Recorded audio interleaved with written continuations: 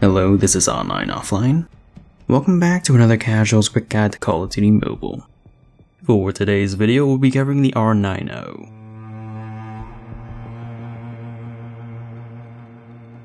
Introduced in Mobile's second anniversary along with the M13. The R9-0 is a high-capacity tube-fed 12-gauge shotgun from Modern Warfare 2019. Because it's a double-barrel pump action, its signature two-shot salvos have given it the nickname of Doof Doof. The real-life double pump, or DP-12, is an unconventional design by standard manufacturing. It's what happens when you tape two pump actions side by side with an AR-style safety. Without the bullpup configuration to keep it compact, the two barrels and their tubes would be much heavier than it already is. But the weight does help with its recoil. The second trigger pull is something to get used to, as you can't rack the slide with a live round in one of its barrels. Back to Mobile. Base damage per shot is high, as expected of a shotgun. However, its max damage per shot is below average for its class, and its first range isn't far. If you stack range and accuracy attachments, its max one-shot range while ADS is 17 meters, 12 if you hipfire. This is nice and all, but what the R9 is really known for is its follow-up shots. The fire rate is 300 rounds per minute, and the furthest two-shot range I could manage is 20 meters. Note that these are upper limits performed on a still target with their arms open, thus it's unrealistic to expect this consistently. Assuming max range attachments, you're better off playing within 15 meters. As mentioned before, the real-life DP is picky with ammo counts, and in-game it's no different. If it's even, then you get both trigger pulls before you have to rack the slide like other manual repeaters. This bolt delay is 400 milliseconds. If you start shooting from an odd number, then you only shoot once before you have to pump and shoot again. So it's very important to be aware of your ammo count if you don't want to fumble in engagements. The R9 may not have its Dragon's Breath rounds like in 2019, but it still has its Slug Rounds. Damage-wise, it's in this awkward limbo between having less damage than its fellow manual repeaters, but it has a slower fire rate than the self-loaders. If you expect to improve its one-shot kills, then you're sorely mistaken. Theoretically, it could improve its two-shot range and consistency, but that's easier said than done. The R9 has a set of attachments exclusive to it in the form of smoothbores, all with the ability to alter its bolt time without affecting its fire rate. 2019 had no such attachments. Heavy improves your boom, horizontal recoil, and flinch. This comes at the cost of a 10% slower bolt time and strafing. Ultralight mostly does the opposite and shortens the bolt time by 10%. If you're just hip-firing, then I would use this one. Urban Combat is also the opposite of heavy, but is less extreme than Ultralight. Instead of a 10% faster bolt time, it's only 5% faster. In terms of mobility, the movement speeds are what you'd expect from a shotgun. The ADS and sprint out times are tied with the JAK-12 for the slowest in the class.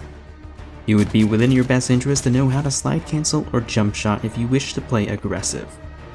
The swap times are on the fast end of shotguns and similar to the SMGs that weren't buffed last year. The base mag size can hold up to 14 rounds in total. With tube extensions, you can hold up to 4 more rounds because it's a double barrel. This is more than manual repeaters, but not as much as the HS2, Echo, and Jack. Since the R9 is tube-fed, you have to load each round individually. The first round takes 0.8 seconds, each subsequent round takes 0.4 seconds. The final round takes 1.3 seconds, but you can reload cancel to shave off the extra 0.9. Sleight of hand speeds all of this up by 15%. As for accuracy, the R9 is a mixed bag. Compared to other shotguns, the R9 is tied with the striker in having worse than average bloom. But there's more. If initial spread on shotguns refers to consistency in groupings, then the R9 is the second most unreliable gun to ADS within the game, only behind the Shorty. And just like the Shorty, trying to ADS with the slugs will only bring misery. It's a shame too because the iron sights are alright. If you're not a fan of them, you can try deleting weapon assets to gain access to the base BY-15 model. The best way to use this gun is the hipfire, as its spread is better than average and on par with the HSO. Combined with its fast follow-ups, you can out-DPS other shotguns and challenge SMGs within their base effective range. However, the recoil seems to be stronger when hipfired than ADS.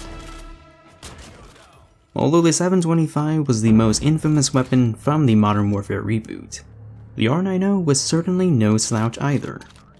Sure, shortly upon release, its one-shot range was nerfed to be as short as what our Slug one-shot range is, but its second barrel meant that it could match the capacity and output of the Origin 12. It also helped that 2019 gave shotguns a damage bonus for every 2 pellets that connected, and that's not including the late Dragon's Breath rounds, which restored its lost one-shot range. When the R9 was added to Mobile's second anniversary, some things were tweaked. Some of those were obvious and necessary for COD Mobile, such as movement, handling, reserve ammo, and consistent reload speeds. The fire rate, bolt delay, lackluster slugs, and preference for hipfire remained. It seemed like we got similar damage values to its pre-nerf in 2019, but without the damage bonus. Instead, the strangest change was giving it 12 pellets per shot instead of the expected 8. This was an outlier compared to other shotguns. As mentioned before, we got smooth bores instead of pump attachments like in 2019. Nor did it get foregrips like our previous shotguns. Shotguns at this time didn't shine in global, as this was in the middle of the MX-9's reign of terror. When the MX-9 was finally nerfed, the bolt delay and sprint out times were shortened to what it is today. However, the speed up kill perk on shotguns was nerfed. When persistence was nerfed, the R9 got a buff to its movement. The following season, all shotguns got some sort of buff, whether it was increasing pellet count and lowering damage to improve one-shot probabilities, increasing damage, or increasing range. All except for the R9. But hey, at least it got a buff to its swap times like most.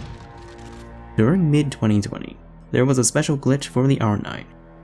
By using your fire button to ADS, you could time it in such a way that it allowed you to skip the bolt delay and fire it almost like a semi-auto. I'm not sure when this became a thing, or when it was fixed, but it was probably patched silently before 2023. Its performance was later optimized, then its pellets were more densely compacted by an unknown amount. When bullet impact was added, it was a hindrance on shotguns that relied on ADSing as they already had high flinch. The R9-0? Not so much.